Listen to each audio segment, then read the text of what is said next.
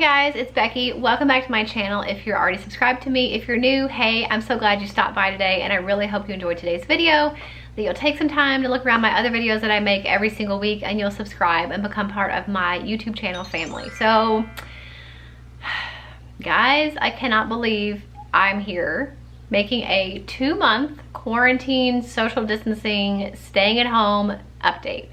I did one for 1 month at home and another 4 weeks has blown by, and here we are now saying it has been 2 months, 8 weeks that I have been home, not gone anywhere. I mean, I'm not even going to the grocery store. My husband's been doing all the online pickups, which I'll talk about that in a minute. So I have not driven, stepped in a store of any kind, or eaten out in 8 weeks. Which for me is a big deal. I talked about that in the 1 month checkup, in the 1 month update video. I'm the type of person that goes somewhere every single day, every single day. So for me to be home for this long and not go anywhere and not even eat out, like not even in the drive-thru, like nothing. And I've only had jeans on one time in that amount of time. Every other day it's been like workout shorts or workout pants or whatever. But I mean, this is a big deal to say that I have been home now for 8 weeks. I'm not even sure I know how to drive anymore. I can't believe it. I can't believe we're here. But anyway, here we are, and I am going to be talking to you guys about kind of the last 4 weeks, what has changed, kind of update you on what's been going on and how it has been now that it's been 2 months here at home social distancing. You guys let me know in the comments if you are social distancing. Hopefully you are. How long it's been since you've been somewhere, like where, if you're having to go places, are you going to the grocery store? Are you doing your shopping all online? Are you having things delivered? Are you eating at restaurants like through the drive-thru? Let me know kind of what you guys are doing during this whole quarantine social distancing journey. Okay, so just kind of a bunch of notes here, not really in any particular order. One thing that's been kind of different is making my bed every day, and I think I've just mostly been doing it. I'd gotten into the habit of it, and then I had gotten out of the habit of it, and now I'm back in the habit of it because I cannot stand to see it unmade. I don't know why. I think it's just a mental like clarity, kind of a refreshing thing. Once I make it, I can't stand to not make it. So I think I've made the bed pretty much every single day. I think I missed one. And that was only because we had been working out in the garage on a project, which I'm hoping to share with you guys in a few weeks. And I just forgot to get back up here and make it. But that's kind of new, and it's been really nice. It's a lot more enjoyable to go to bed at night when the bed is made versus going into bed with a bunch of scrambled up sheets. I mentioned in my 1 month update video that my husband had worked out with me, which I was really excited about because he doesn't work out at all, and he certainly has never worked out with me, and I really want to encourage him to work out and be healthier. He did work out that one time, and he has not done it since. So I'm kind of let down about that. I kind of thought that would happen, but I'm hoping I can still encourage him. I'm hoping maybe I can talk him into running with me outside, which I don't even do anymore.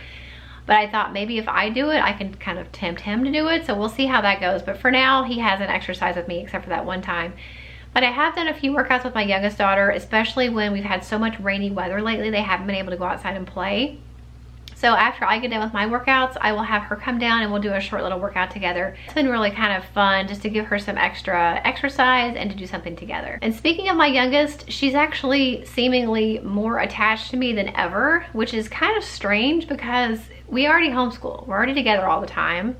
Most of the time. I mean, they did have activities and stuff, but I mean, still, we're together a lot. So it's kind of funny to me that she's actually more attached to me, it seems like right now, than she ever has. And I thought being together 24/7 would have kind of the opposite effect, but it really has seemed to actually make her want me to be around more, which is kind of interesting. So I'm really interested to see how things are going to change. Like once things kind of get more active out in public, like once dance starts back up and once church starts back up for them and things like that, like how she's gonna handle that. Is that gonna be okay with her, or is she gonna want me to be around? Like, I don't really know. It's kind of different. I wasn't expecting it.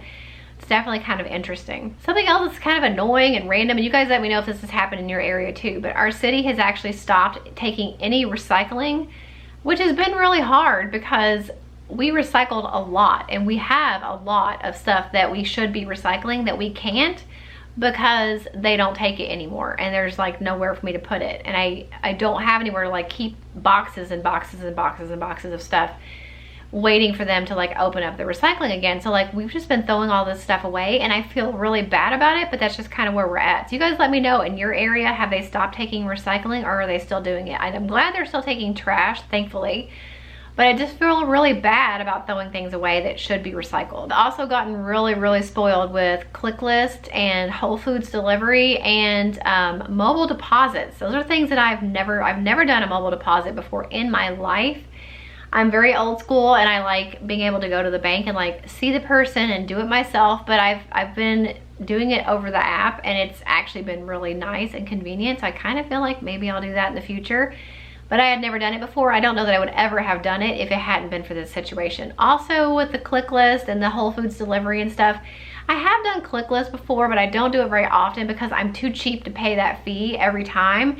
But Kroger has waived the fee with everything that's been going on. They have actually waived it, so it's free to pick up your groceries at Kroger. And we pick up at least once, sometimes twice, sometimes 3 times a week, just trying to get things that we need and we're running out of. So gotten really spoiled with not having to go to the grocery. So once things change and they add that Kroger Click List fee back on, I'm kind of curious to see what I'm going to do. Am I going to keep on with Kroger Click List, or am I going to actually go in the store? But it saves me a lot of time to not have to go to the grocery store. I can just get what I need online and pick it up really quickly, and I'm not having to go in the store. So I kind of feel like, at least for a while, even when things are back to normal, I might still keep up with it just because it does save me a lot of time. A challenge that I've been having during this whole journey is figuring out what to make every single day for 3 meals. I am not a very adventurous cook. I don't like to cook.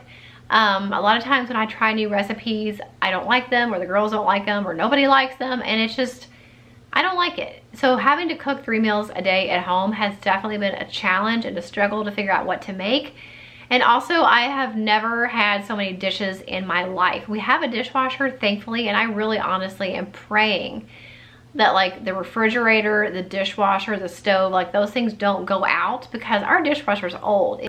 So I'm really nervous that it's gonna break right now and I'm gonna not have a dishwasher. So really hoping and praying that that does not happen. But we've been running the dishwasher 2, sometimes 3 times a day. So that's kind of been a challenge, though, is trying to meal plan around what groceries I'm able to get, and then making 3 meals a day from home. Something I talked about in my 1-month update was the fact that my husband was gonna be furloughed from work. Like, me and the girls were staying home for a few weeks before he was actually sent home from work. And so we had, you know, that time together, kind of getting used to the situation. Well, then he came home, and I was really worried about how that was gonna be, because we're not used to him being home during the day. And we're not even used to him being off 2 days in a row, because normally he gets 1 day off during the week and one weekend day off. Well, now I was like, he's gonna be home every day. I'm not gonna know what to do with him. He's gonna throw off our groove, because me and the girls kind of have a system. We've done it for a while. I mean, I've been a stay-at-home mom for a while, I've been a homeschooling mom for a while. We kind of have a routine for how we do things, and how I strategically plan what we do and when we do it, because it's what gets the most stuff done. And I thought, with him being home, it's gonna totally throw off everything. And it actually hasn't been as bad as I thought it was gonna be. No offense. I don't mean I don't want him home, but I just mean having that extra person kind of thrown in when you've got a routine pretty down pat was stressing me out. It hasn't been too bad, because I've been making sure that he is staying busy, like helping around the house. Because I think he needs that too. Like, he's used to working, and if he were to come home and sit all day every day, that wouldn't be good for him either. It wouldn't be good for his mood, and it would not be good for our marriage, because he needs to help if he's here. So I have been giving him a list every day, because he's like, I don't know what you want me to do. So I'm like, okay, fine, I'll make you a list. So I make him a list every day, and most of the time he gets the stuff done.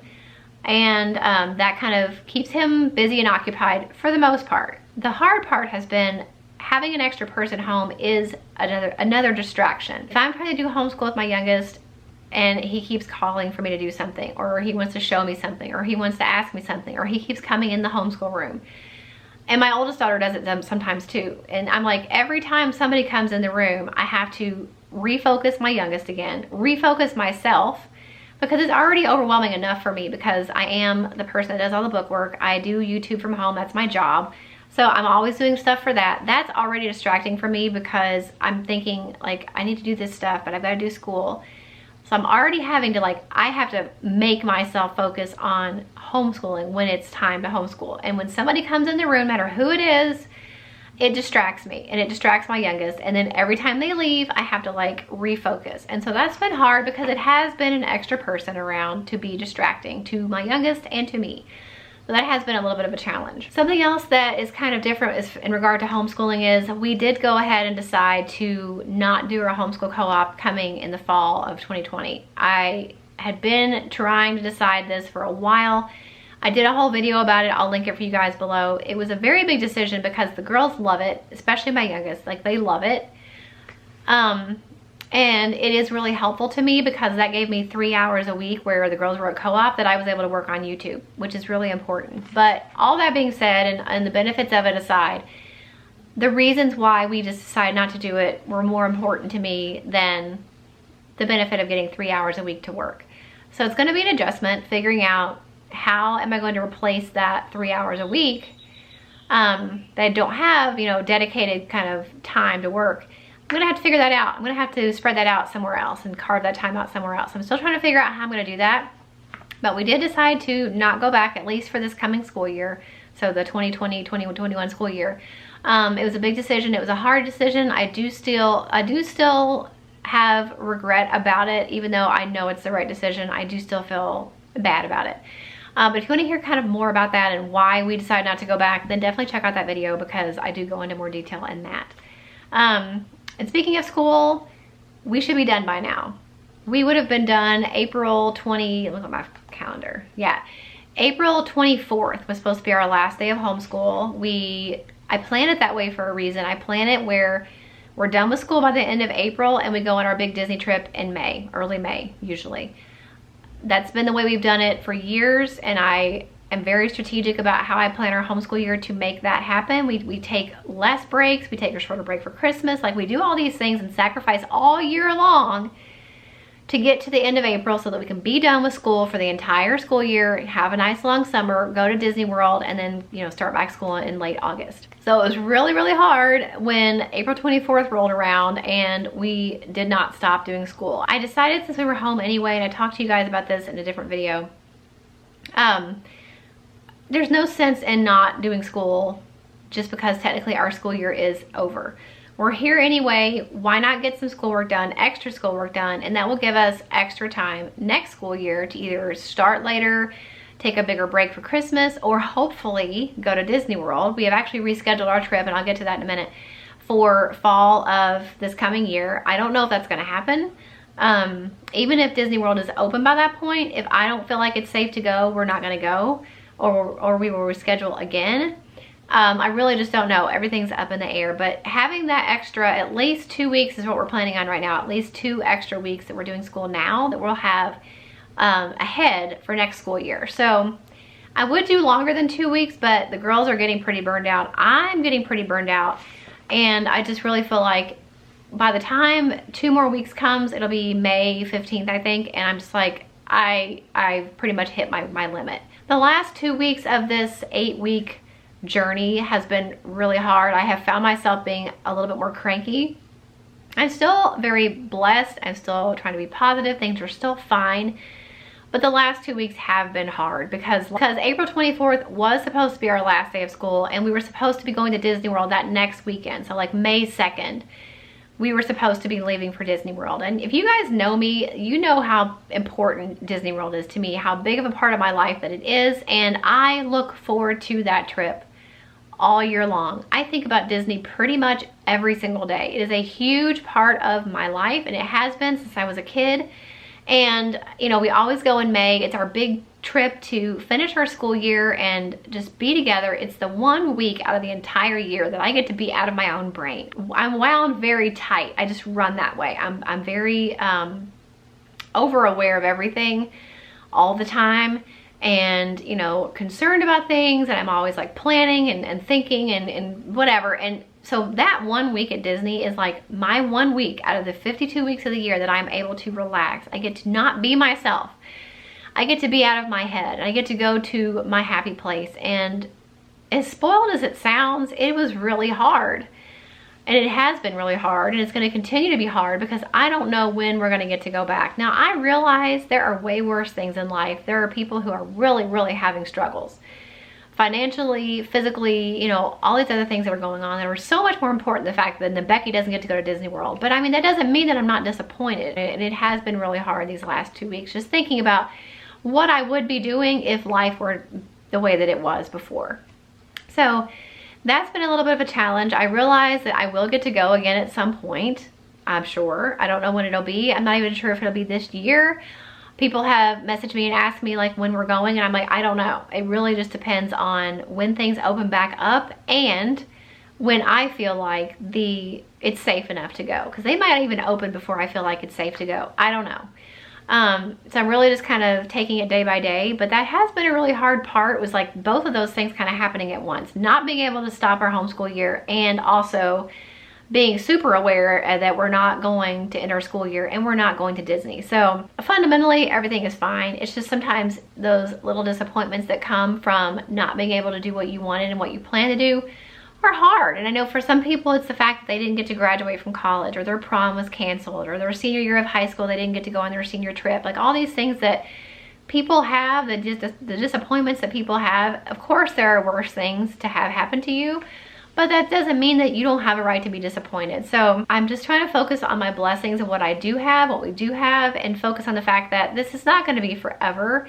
Even if our lives are never going to be the same as they were before, I'm sure at some point it's going to be fine and reasonably healthy and safe enough to go to Disney World or anywhere that you wanted to go. It's just a matter of waiting, and that's the hard part, is being patient. So I hope you guys enjoyed this video and kind of catching up with me on these last 4 weeks. If you haven't seen my 1 month at home video, definitely check that out. I'll link it for you in the description box. I just think it's really fun to hear kind of people's experiences along the way, like the highs and the lows of all of this that we're going through together. Definitely leave a comment for me letting me know how you guys have been doing, what have been the hardest parts for you, what have been the best parts for you, just to share with each other and kind of encourage each other and get through this with each other, because that's really all we can do. If you like this video, make sure you give it a thumbs up. Don't forget to subscribe if you're not already, and I'll see you in the next video. Bye.